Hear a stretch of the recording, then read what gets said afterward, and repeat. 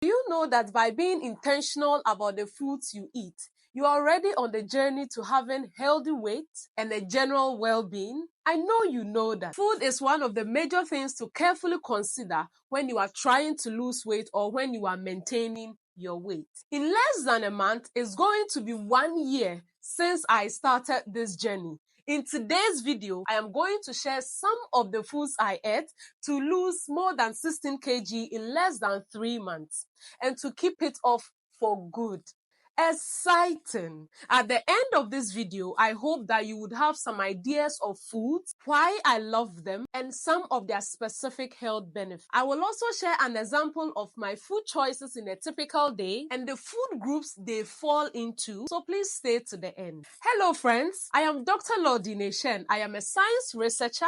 I am a mom to 2 beautiful girls. I love to spread positivity through my videos, and I also love to smile. You are welcome. As a broccoli lover, I think it just makes sense that I talk about it first. It is the game changer for me. I am getting to that point where I add slightly steamed broccoli to almost every meal that I'm eating, even those ones that ordinarily wouldn't need me to add broccoli. To conserve the nutrients, I add broccoli to my stews and soup almost at the end of the cooking process. In that case, my broccoli is still crunchy, but it's also able to soak up the flavors from the stew or the soup, or whichever meal I'm adding it to. Now, I received some comments on the video that I shared about my weight loss journey, and those comments were about some alternatives to broccoli because some people do not like broccoli.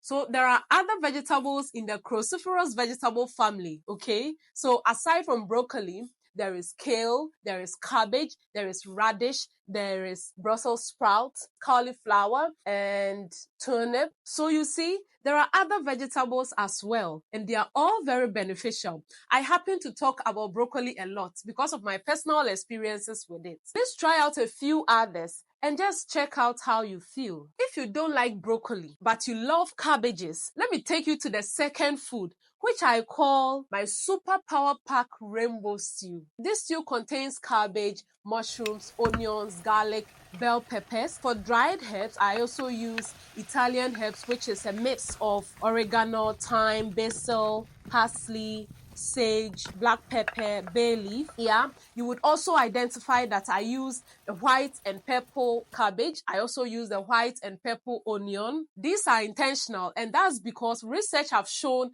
how important it is to have plant-based fibers in our diet and how that is so important for our gut health, which has direct and indirect effect on our appetite and weight loss. Please let's be intentional about what we are putting inside our bodies because, mind you, you are not only feeding yourself, you are also feeding the trillions of bacteria that lives inside your body. This stew can be eaten with quinoa or brown rice. You can also enjoy it with white rice, but please make sure you minimize the portion sizes. But be generous with the stew. Yes, please be generous with the stew.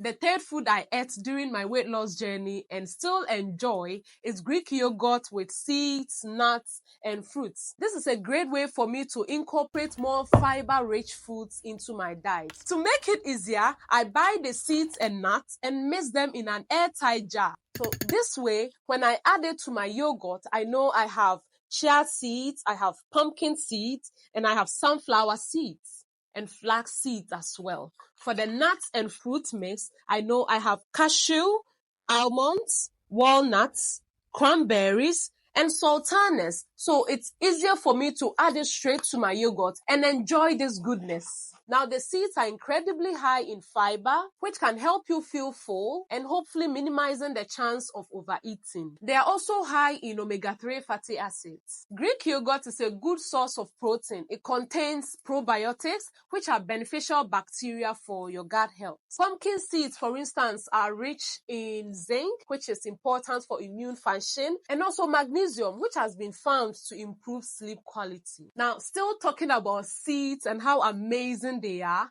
the fourth food I ate during my weight loss journey and still eat it is seeded sourdough bread with avocado and a little bit of goat cheese. Now, seeded sourdough bread can be a healthy choice due to the fermentation process and also the added benefits of the seeds. The fermentation process of sourdough makes it easier to be digested. It also acts as a prebiotics that feed our gut microbes. I love to add avocado to my seeded sourdough bread because it's a healthy fat which is filled with monounsaturated fats, which can help to lower bad cholesterol level. Research has found that this type of fat is helpful for weight loss. Please find ways and means to add them to your diet. I add them to my sweet potatoes and broccoli stir fries. I mash them and use that on my toast. I will always choose sourdough toast with avocado or egg or bacon than breakfast cereal, for example. These breakfast cereals are ultra processed and loaded with so much sugar. And most times they have these labels as superfoods, high protein, and so much more. Please be careful and read labels. I always spend so much time in the shop when I'm reading labels and sometimes going online to check the names of some of the ingredients and what they are. Please just take some time and read the labels before you buy anything. If you're enjoying the video until now, why don't you support me by clicking on the subscribe button and the bell notification icon? Thank you so much. The fifth food I'm going to talk about is whole wheat with lettuce, tomatoes, and mashed avocados as my spread, and bacon or sausages. It can be used for lunch or breakfast. I love this with freshly squeezed orange juice or my fruity mixed yogurt I shared in the previous slide. It can be used for breakfast or lunch. The most important thing is about balance. I love to take this once or twice in a week. Assorted vegetables fish soup is the next food I'm going to talk about. I would say this soup is a must-have if you are losing weight or maintaining a healthy weight. It's super easy to make and it gives me the opportunity to add loads of vegetables in one pot. It has leeks, it has spinach, it has carrots, it has onions, it has bell peppers, it has zucchini or courgettes, and it has broccoli. It also has corn, so it's a complete meal for me. Now, I love to add leeks to my soups because of their mild diuretic effect, meaning it helps to increase urine production, helping me to get rid of any excess fluids from my body. The next dish I'm going to talk about is one of my favorites. It's roasted butternut squash or roasted sweet potatoes and bell peppers. My family love potato chips, so we still do our chips on most Sunday evenings, but I still add my sweet potatoes or my butternut squash to it. These guys, oh wow, that's a good catch.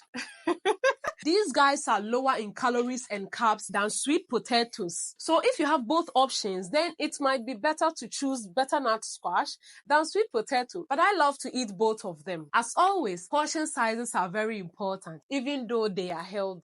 Just dice your butternut into cubes, add some olive oil, and pop in the oven or air fryer. The eighth food on my list is aubergine or eggplant soup. This dish is a major part of my journey, and that's because it's very low in calories but full of fiber, so making me feel full. If you're interested, please check out this link where I shared how to make the easy and healthy aubergine stew. Now let's talk about my simple on-the-go salad. Have it available for those late night cravings. It's just lettuce, tomatoes, cucumber, apples. I also have mackerel fillet, sometimes egg. I mostly sprinkle oregano for its antibacterial and antifungal properties.